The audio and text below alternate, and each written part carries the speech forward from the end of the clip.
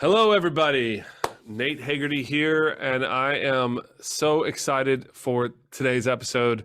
I've just been chatting with Loren in advance, and man, the things that we're going to talk about today, I think, are going to be extremely useful. I was recording a webinar earlier today, and one of the kind of key things that came up on that webinar, she was telling me about how she's got a solution for that. But before I dive into all that, just again, you're listening to the ProMarketer podcast, where whether you are in tax compliance and prep, resolution, accounting, or any of the other kind of many slices of our crazy tax and accounting industry, we bring you the tools and strategies to market and build your practice like a pro. My guest today is sports psychologist turned business coach, Loren Fogelman. She is awesome. You're going to see that really soon. She's a keynote speaker. She is one of America's top-ranked business coaches, recognized in a variety of different places. HubSpot has her in one of the top 22 business coaches in the United States, the world. She spends a lot of time speaking to accountants and tax practitioners and delivers talks and workshops across the U.S. at conferences like Inbound, which is actually a marketing event, but a lot of niche accounting conferences as well, which is where we ran into each other sort of in this kind of accounting world. She is what you're going to love that she's going to help you with. She's an expert in pricing, strategy, and sales for accounting professionals. So she is really good at helping practitioners move away from this dollars per hour pricing trap to a value-based pricing model. So there's a lot of benefits that come from that transition, and we're going to spend some time talking about that. A little fun fact about Loren that I just learned. We're recording this in November, and she's about to go dark for the entire month of December because she takes a sabbatical during the entire 1 month a year. Is that always December, Loren? For me it is, but I actually build it into my packages with my clients so they get a month off also, but it's the month that they're choosing, not mine. That's awesome. So yeah, she takes a month off. She has built a business life around her desires and her rhythm and her life. She's been married for a long time, has children and grandchildren, and she has designed her life. And that seems like a very illusory dream for a lot of accounting and tax practitioners. So let's figure out how we can bring that kind of perspective to accountants, shall we, Loren? Yeah, and Nate, I'm going to just say, I already had the firm that sucked the life out of me. When I made this transition, I wanted one that supported my lifestyle instead. There you go. So if you're sitting in that kind of reality, you're listening to this podcast, get on a video or something, and you're like, okay, I'm listening. Well, keep on listening. Why don't you tell us, so you were a sports psychologist. How did you make this transition to working with accountants and practitioners in our industry? Tell me about that story. I'm going to say it was an evolution because I wasn't right out of the gate knowing that I was going to work with accounting professionals or knowing that I was going to focus on the pricing part of it. And what I found is that I've always done business coaching for service-based professionals while I was doing the sports psychology too, because there's actually a lot of parallels between growth-minded business owners and highly motivated athletes. And along the way, I worked with a lot of different types of businesses and industries and people. And it was about continuing to figure out who I didn't want to work with, as well as who I did like working with. And for a long time, I worked with service-based professionals, maybe about 6 years or so. And then I started to focus on marketing professionals as well as accounting professionals because they're at opposite ends of the spectrum and I like the variety. And after all of straddling both sides, I decided to really pull and commit to the accounting professionals because what I found is we were a great fit for working with each other and that they were just a joy to work with. And part of it is because I've realized my ideal client is actually the opposite in personality of who I am. And it tends to be that accounting profession that attracts people who are the opposite of me. And as a result, it took maybe another 3 years before I went ahead and fully committed to really the accounting professions. And once I did, another 18 months before my website reflected that. So I just want to say It was a very gradual journey. And it is for most of us when we have a niche, we're not like right out of the gate. Right. And it started out by figuring who I didn't want to work with, and then becoming more aware of the qualities of the people that I do work best with. But you bring some of what you gathered and sort of learned as a sports psychologist to what you do now. So what was it about working with high performance athletes that you didn't like? It wasn't that I didn't like them. It was more that I burned out from having pretty much two businesses at the same Mm, time. mhm, And when I looked at both of them, I realized that the sports psychology was the sexy business, mhm. but the accounting professionals was the one that really was the bread and butter, and people were willing to invest at a higher level. Yeah, yeah. Unless you're working with like, NFLers, NHLers, and like the top athletes I don't that are. know. There's a lot of parents who want their kids to be playing golf on. Oh, you're right. So, so I didn't it think about that. goes the whole gamut. As a parent, I have like mitigated against that culture as much as possible.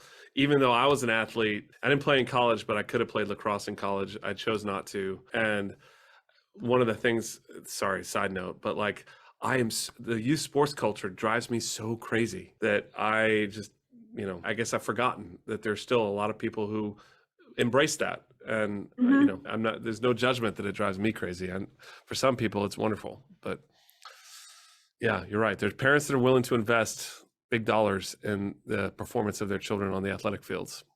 That's interesting.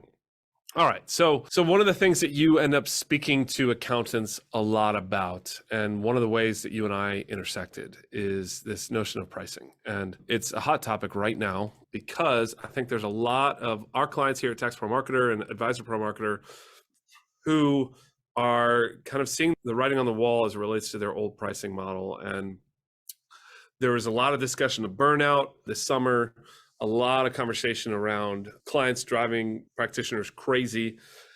A lot of that, I think, because the choices that they've made to Mhm. allow in certain kinds of clients, what have you.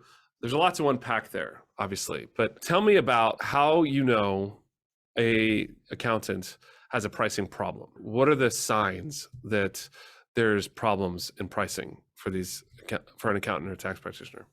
Well, first of all, I believe that a lot of times the rates that you charge are a reflection of your personal value.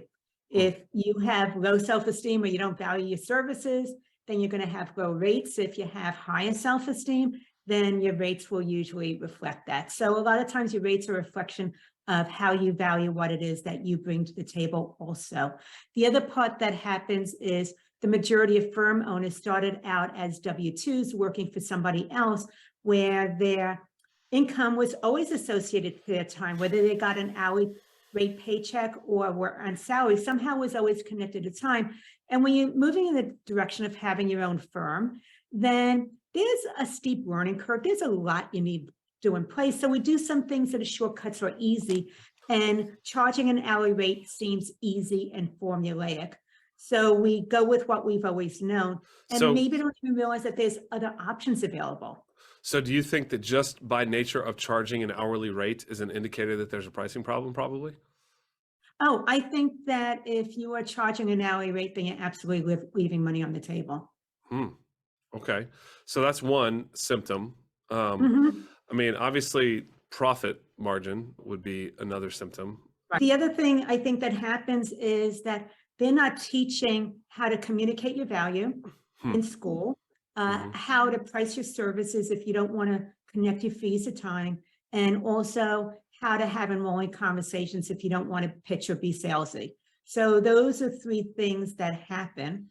And the other part of it is the mindset part, which goes back to my psychology piece, where accounting professionals a lot of times are overthinking things, or else they get caught up in the research.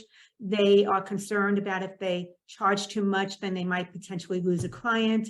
And as a result of that, they end up working with a wide variety of clients, and some of them are dream clients, and some of them are clients that just give you anxiety as soon as you get a communication from them. Hmm. Okay. So I can already tell that, I think if somebody allowed you to like take a look at their client roster and kind of narrated it to you, that you would probably have opinions about a variety of Opinions about everything. yeah, you do. I like that about you. But I guess what I'm asking is, what does that process look like then? If people, they realize maybe they have a problem in their pricing. Mhm. So they, Sure. one of those symptoms that we've identified, maybe they're just by virtue of charging hourly, and maybe what we're talking about now might like be poking at something related to the fact that they might be leaving money on the table. Mhm. And I guess what I'm about to ask is, how do they begin to make that transition? But what I do Mhm. want to say before I hear your answer on that is that I think it's important to point out, and I'm sure that you would agree with this, that this isn't just about like getting all the money that you can.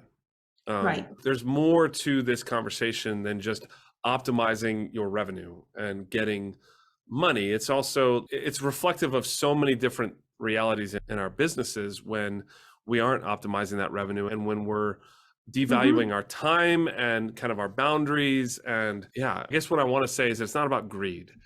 This is No, about, no, it's not about greed whatsoever, because I believe that accounting professionals are actually extremely generous and yes, client-centered. And that yes. came through in COVID back in 2020, Oh my when goodness, yes. all of a sudden businesses shut down and businesses had to navigate the whole PPP and EIDL loan application process, and the amount of time, energy, effort that these accounting professionals did to champion for their clients, to help them, Yeah, a lot of them without being compensated for yeah. whatsoever. This has nothing to do about greed. This is that if you're doing something like this, you deserve to be well paid for the difference that you make for your clients. No, I agree. Yeah, and I love that perspective. Okay, so what are the things that, let's say, there's also a lot of people in the tax world who charge by the form. Mhm. How could they move to more of a value-based pricing model? What does that process look like? It's two parts to the answer. The first part is I'm going to give the overview of some of the steps to think about, and then I'll get more specific on if you want to get away from a form rate or an hourly rate or fixed Hmm. rate, and how to start doing that. Hmm. The thing that really looks at is what I call the raise your rates formula. And this is something I do with all my clients. And there's 5 steps to it. And even if you just take the essence of the steps and follow them, you'll start to have more of a firm with clients that appreciate you, have boundaries, and you're being well paid for your services. So Hmm. the very first step in the raise your rates formula is understanding who your quality, high value clients are. Because in the beginning, you probably said yes to everybody. And some clients were a headache and gave you anxiety, don't appreciate you, whereas others are very respectful and follow through with all your recommendations. How do we do that though? Because I will say, as a marketing agency, that is actually like first step for us too. Like when we're Mhm. working with our clients, That's my step number 2, Nate. what? How to do it is step number 2. So Okay. it's about communicating the value. You have to realize that if you're working with a wide range of clients and you want more of a certain segment, those quality clients, what appeals to them, what grabs their attention and attracts them is going to be different than the price sensitive clients. Right. And we want to really understand what those dynamics are, because No, I in guess, my, go ahead. well, I guess what I'm asking is, what's something that you found successful in terms of helping people to identify what those clients are? Mhm. Because Okay, that's sure. the part that trips people up. And we take a lot of time working with our clients to get clarity on that. And sometimes it's like we get generic answers, and it shoots our work in the foot from the Yeah, beginning, because like generic we is want, horrible when it right. comes to marketing. You need to be really specific. And I think that that's the first thing, is you need to get out of your own way about being scared about really diving into a particular type of persona that's going to be attractive to you. But the way that I deal with my clients, and it's actually the very first session I do with all of them, because I want to Hmm. know who those high quality clients are, is that I ask them about their one favorite client. If we could clone that person, Hmm. what are some of the qualities about them? How did you help them? What did they want from you? And really digging into what it was like through the journey of working with that client. Hmm. And by really speaking about someone very specific, it's going to then attract other people who are like-minded. Yeah. Okay.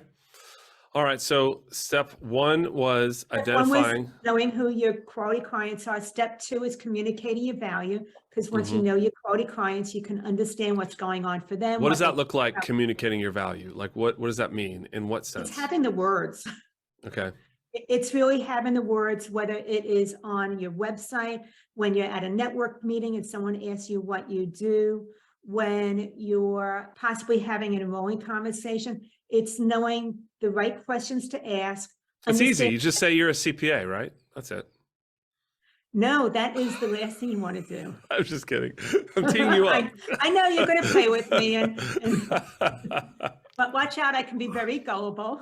I like that. That's great. You're an easy mark. That's nice. But you really want to understand who that one quality client is and what their top of mind concerns are and how you can go ahead and educate them. So the way to communicate your value is understand their challenges and then educating them about how you can help them to release those concerns or move forward in something in a way that's very important to them. I'm going to go ahead.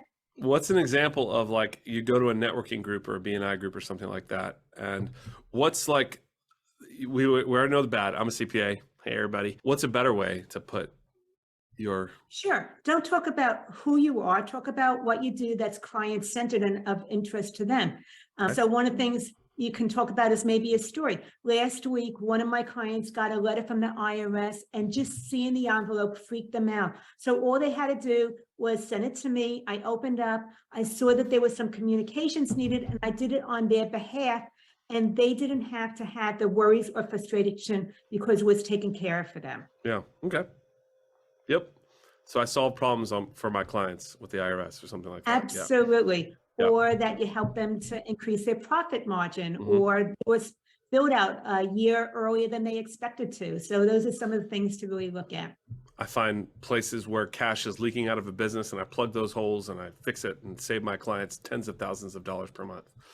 Or if you're doing taxes, maybe you save someone $50,000 in taxes because you told them about the employee credit that they could do. And it just made a huge difference for them. Mm-hmm. Yeah. Well, those ERC sharks, I'm going to leave those. ERC, thank you. That's a whole different thing that I... Yep, not going to go there. I'm just kind of giving an example. Anyway, I'm going to finish up with this, Nate, before we go on to how to start value pricing. So we have the high value clients, we have communicate your value. Number 3 is packaging your services. That starts to separate your fees from time, because now you're bundling things together that are more benefit driven, outcome focused, and appeals or to the client, as opposed to be focusing on that long laundry list of a la carte tasks that you offer. After that, we go into step number 4, which is value pricing. And I'll give you a deeper example of how to be able to do that so you can actually double or triple your revenues without any additional time spent working. And then number 5 is what I call consultation mastery, where if you don't like the sales part, then you can ask great questions where you're having what's called a value conversation, and the right client is going to naturally see the benefits of enrolling in your services, and they're going to ask, how do we get started? Okay. So those are the 5 steps to the Raise Your Rates formula that anybody can apply, and it automatically makes a difference. That's fantastic. So you work directly with accounting and tax pros in that, so you probably take them through that by the hand to make sure that that's actually occurring. Yep. Yeah. But do you mind if I now share about how to start moving away from the forms, the billable hour or fixed fees? No, I'd rather talk about whether it's a zebra or a donkey. And of course. Okay, I just want to make sure that there was something else up for you. No. Okay. So talking about the money part of it and the fees that you charge. If you're thinking about raising your rates, then you're probably undercharging for your services. So let's just go there. And a lot of times you might be thinking about it for months or even years before you do it. And some people never do it at all. Moving away from a fixed fee, forms, and hourly rate over to value pricing is similar to learning how to ride a 2-wheel bicycle. And in the beginning, you're unstable and you need some training wheels and everything like that until you have more confidence and you're less shaky. So I have what I call the good, better, best pricing model. And that starts to give you the training wheels towards value pricing. What you want to do is a new client is coming to you and come up with the initial fixed fee you would have charged them for that particular service. Now I want you to go ahead and multiply it by 1.5. That is your new good rate. Enroll 3 people at your new good rate. That's going to give you some evidence that people aren't quite as price sensitive as you thought they were. After you enroll those 3 people, we'll go to tier 2, which is your better rate. People will come to you, once again, come up with that initial fixed fee. Now multiply it by 2x. This means that you're earning double what you originally would have been charging without any additional time spent working. You're getting better at having that enrolling conversation with potential new clients and understanding what they need to see the value of engaging your firm. After you enroll 3 people, we're going to jump to the top tier, which is your best rate. And once again, they're going to come to you, come up with that initial fixed fee that you would have charged. And now we're going to give them the new pricing, which will be 3xing that rate. That means that you're earning 3 times more than what you originally would have charged. You don't need as many clients to meet your revenue needs, which means that you gain back some of your personal time that you've been sacrificing for much, much too long. And you're working with a better quality client who respects you and follows through with your recommendations and really sees you not as a technician, but as an advisor. So that's the way to start moving away from fixed or hourly rate over to value pricing. And at some point to realize that your new best rate needs to be recalibrated. So we'll put that at the bottom of the pile and go through the good, better, best all over again. Okay, And, so but my clients won't ever pay that. Well, actually, studies show that if you increase the rates on clients, 82% will go ahead and continue engaging your services. And the ones that tend to leave are the ones that you were secretly hoping would leave anyway, because they were headaches, they were price sensitive, they didn't respect you. They texted you 11 o'clock on a Friday night when you were in your pajamas, expecting you to stop and immediately get out of bed and text them back. Yeah. Yeah, no, that doesn't work. That doesn't fly. But I've seen it happen. Someone just told me about it yesterday, one of my clients.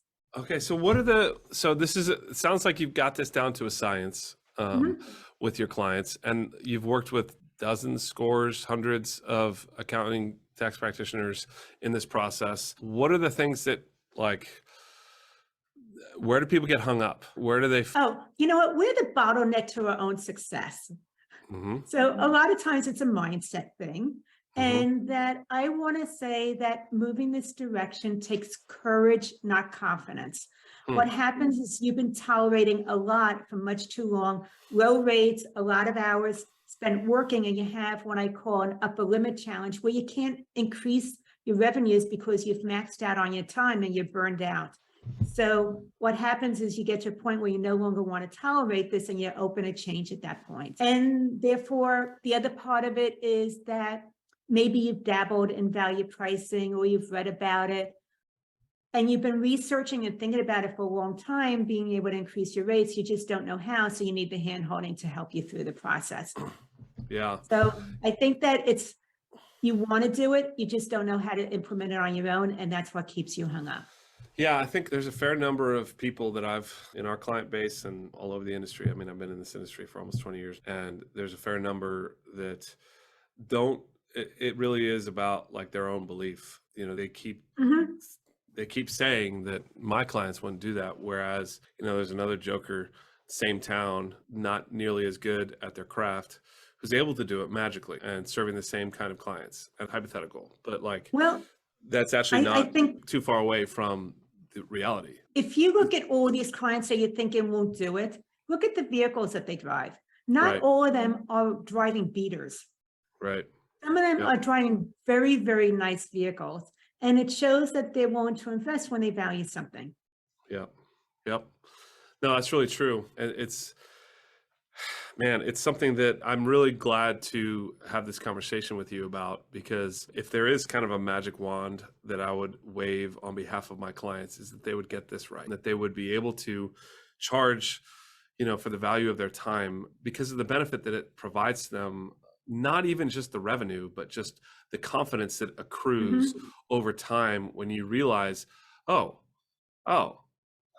client is paying me $2,000 a month. And before I would have charged $500 a month for that, or $300, or not even monthly, but just flat 2,000 for the whole year.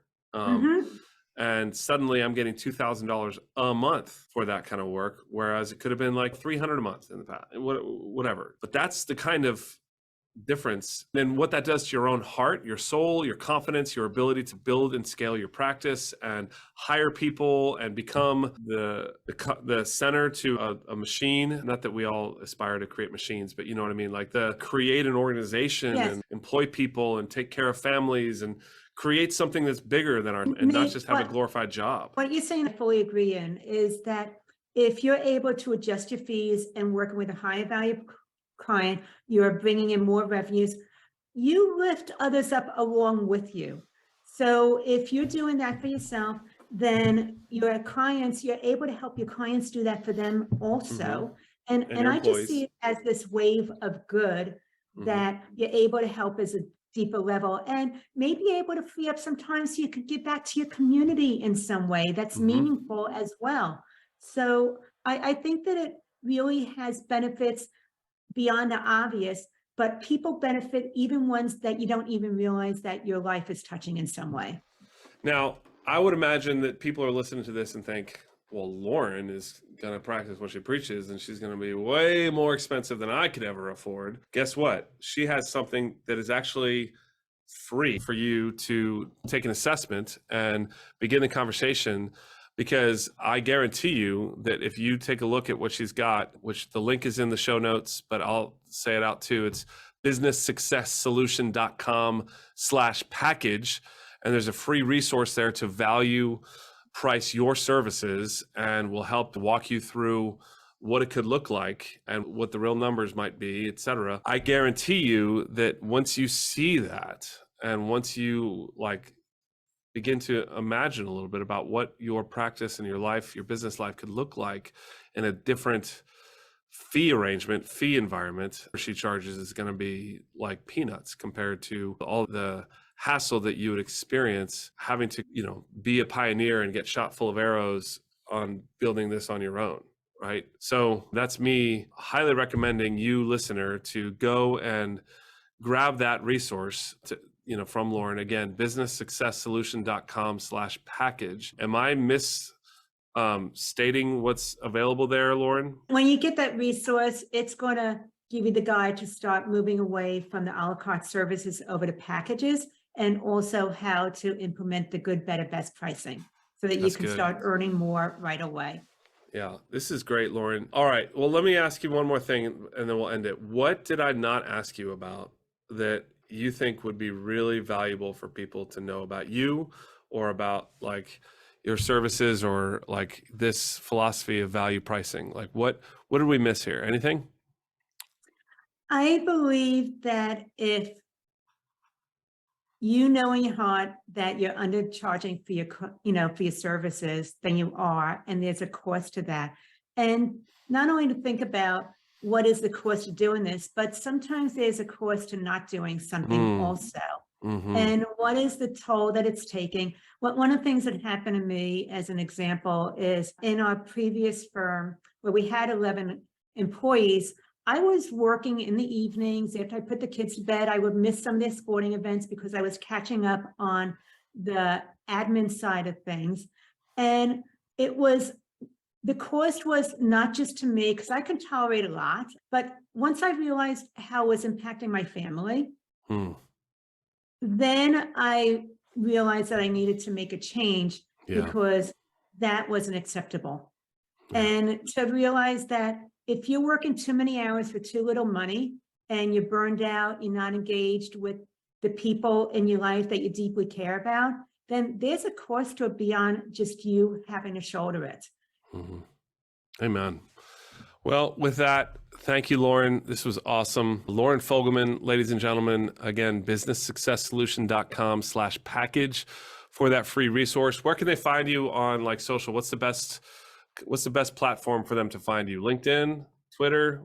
I'm going to say Facebook. I have a Facebook group. Awesome. Grow your accounting practice. I believe it's called Grow Your Accounting Firm or Grow Your Accounting Business. But if you put my name in groups, there is one for accounting professionals on Facebook.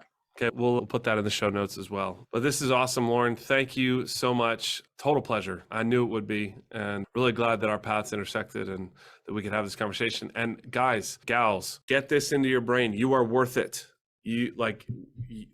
This is, I think, where we're standing now in our industry, like here, at the end of 2022 when I'm recording this, and this might not be out to the wild until early 23, but the moment is the same regardless. And I would probably even venture to say that if you're listening to this 2 years later, the moment's going to be the same, in that there is a great need for what you are bringing to the marketplace. And there are people out there now desperately looking for the right practitioner to come alongside their world, whether business owners, high impact executives, high net worth individuals, or even just like lower income families that like you can serve well and serve with at scale at a very powerful way. There's lots of ways that you can do this, but it starts with getting clarity about the fact that people want your services and you can charge more.